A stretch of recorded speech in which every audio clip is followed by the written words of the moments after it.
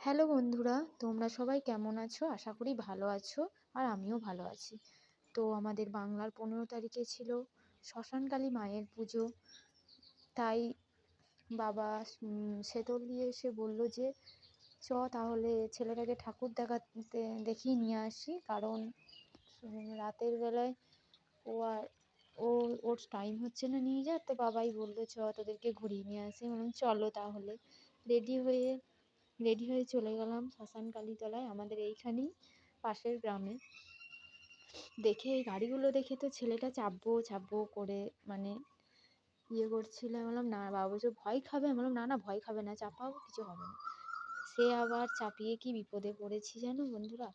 ও মানে নামতেই চাইছে না। ওই দেখো, দেন দেন দেখো তোমরা, সেই গাড়ির স্টিয়ারিং ঘোরানোর মতো ঘুরিয়েই যাচ্ছে।